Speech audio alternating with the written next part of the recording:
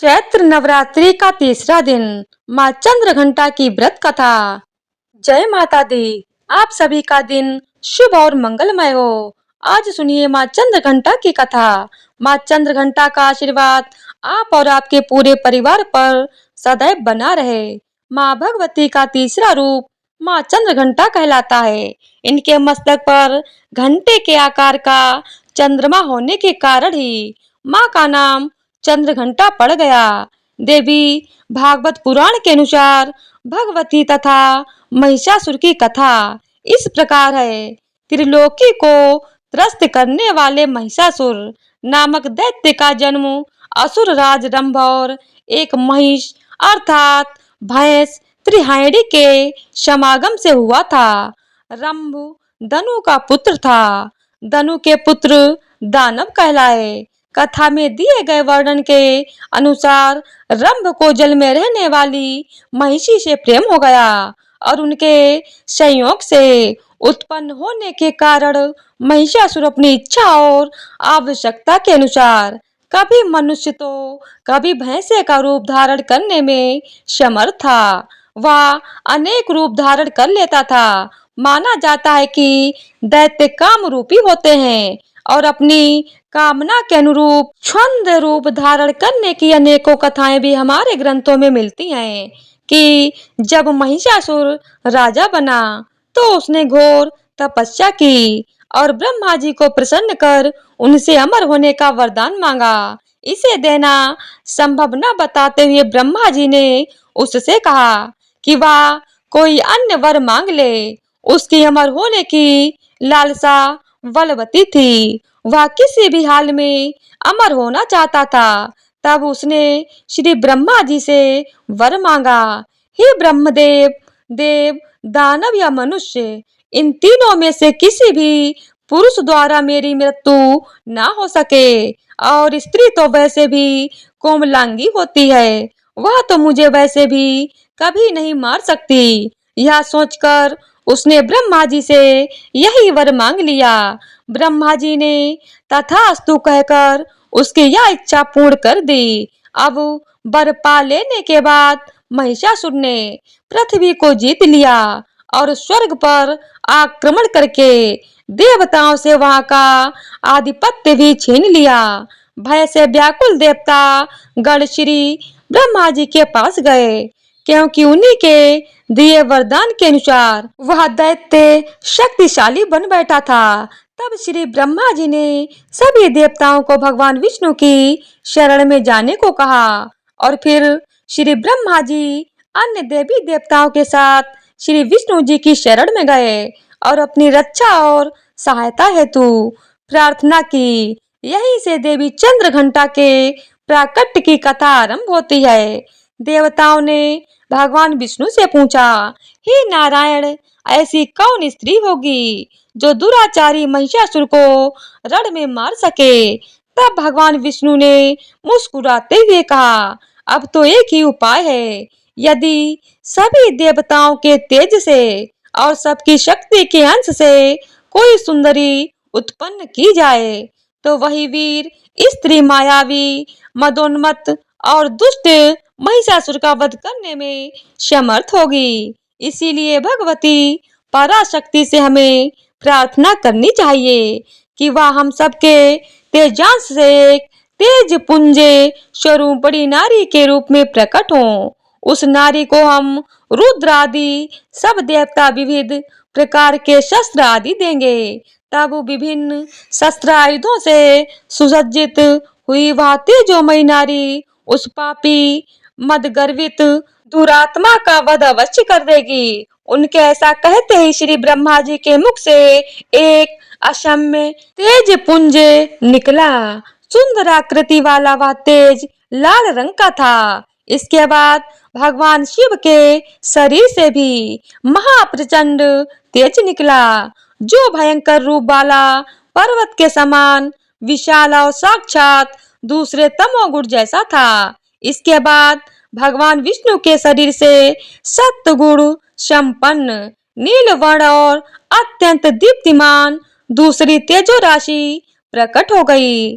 फिर इसके बाद देवराज इंद्र के शरीर से पूर्ण गोलाकार सर्व गुणात्मक तेज प्रादुर्भूत हुआ।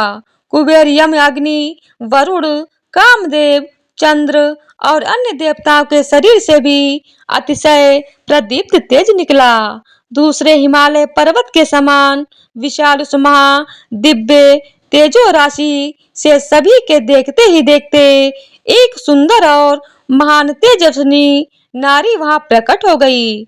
सभी देवताओं के शरीरों से आविर्भूत वह त्रिगुणात्मिका अर्थात सत्वगुण, रजोगुण और तमोगुण से युक्त त्रिवर्णा अर्थात 3 वर्णों वाली 18 भुजाओं वाली उज्जवल मुख वाली और काले नेत्रों वाली अपूर्व कांति से संपन्न स्त्री साक्षात भगवती महालक्ष्मी थीं।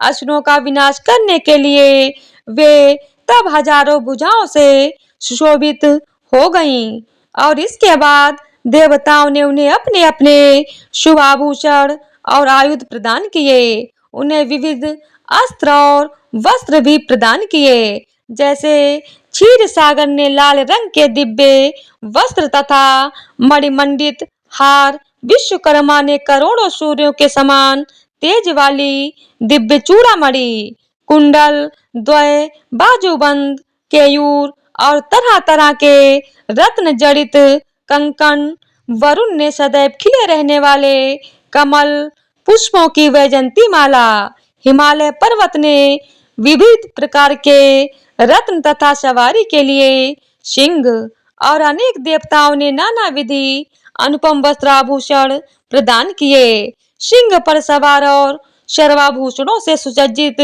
देवी अत्यंत शोभामय लग रही थीं। अब सभी देवों ने उन्हें और विविध आयुध प्रदान किए। भगवान विष्णु ने अपने सुदर्शन चक्र के अंश रूप से उत्पन्न सहस्त्रधार वाला अत्यंत तेजोमय चक्र प्रदान किया। ब्रह्मा जी ने गंगा जल से परिपूर्ण एक कमंडलू, भगवान शंकर ने अपने त्रिशूल का अंगभूत एक त्रिशूल, वरुण ने अत्यंत उज्जवल, मंगलमय और घनघोर शब्द करने वाला शंख तथा पाश, अग्नि ने मन के समान गति करने वाली एक शक्ति, यमराज ने अपने काल दंड से उत्पन्न हुआ एक दंड और त्वष्टा ने कौमोद की गदा आदि प्रदान किए। यह सब दैत्यों को नष्ट करने में समर्थ थे।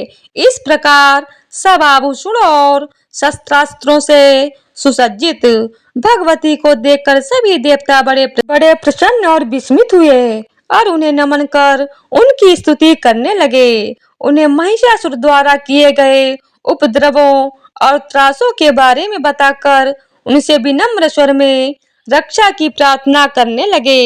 इंद्र आदि देवताओं द्वारा नमस्कृत और स्तुति किए जाने पर देवी भगवती ने उनसे मंदहास बिखेरते हुए कहा, हे देवगण, भय का त्याग करो। उस मंदमती महिषासुर को मैं नष्ट कर दूंगी।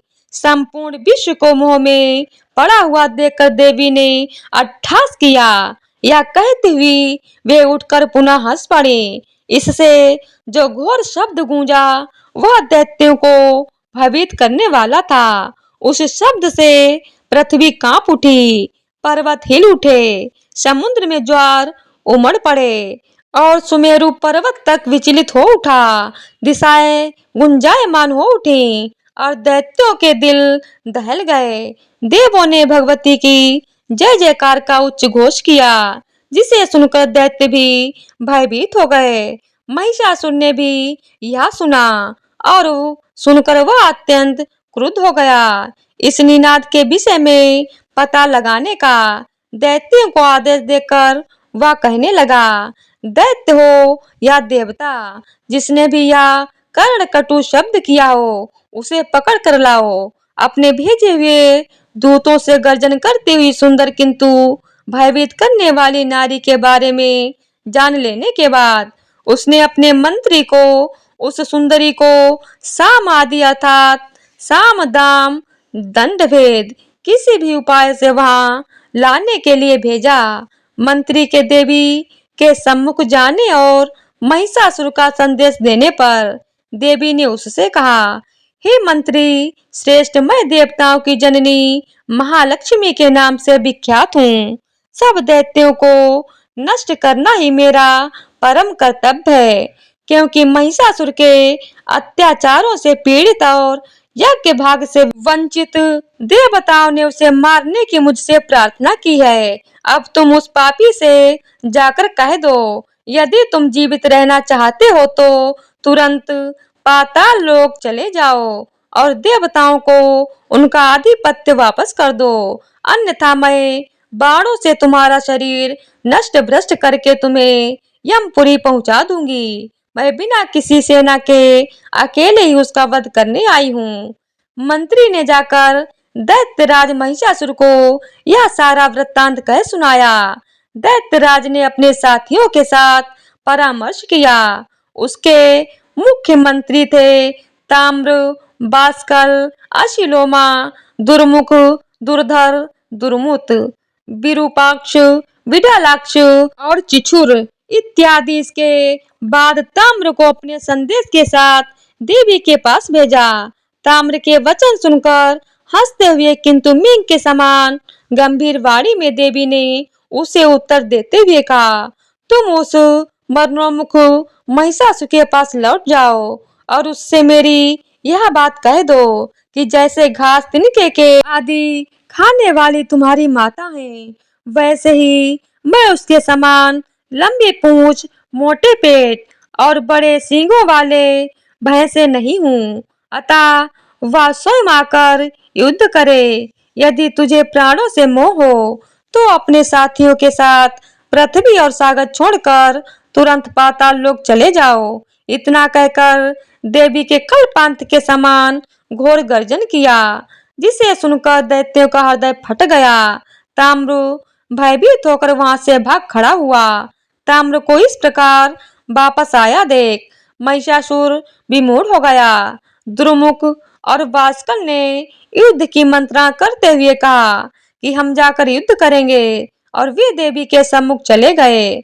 उन्होंने देवी से महिषासुर को वर के रूप में स्वीकार करने की वही पुरानी बात कही। तब देवी के ललकारने पर उन्होंने बाण वर्षा आरंभ कर दी। इस प्रकार भयंकर युद्ध प्रारंभ हो गया, जिसमें देवी ने दोनों को देखते ही देखते वध कर दिया। तब सेनापति चिछुर अन्य दैत्यों को लेकर देवी के पास पहुंचा। वह भी अपनी दैत्य सेना सहित मारा गया। फिर तो अशिलोमा और विडालाक्ष भी सैनिकों सहित देवी द्वारा मृत्यु का ग्रास बना दिए। अंत में महिषासुर स्वयं आकर्षक मनुष्य का रूप धारण करके युद्ध के लिए चल पड़ा।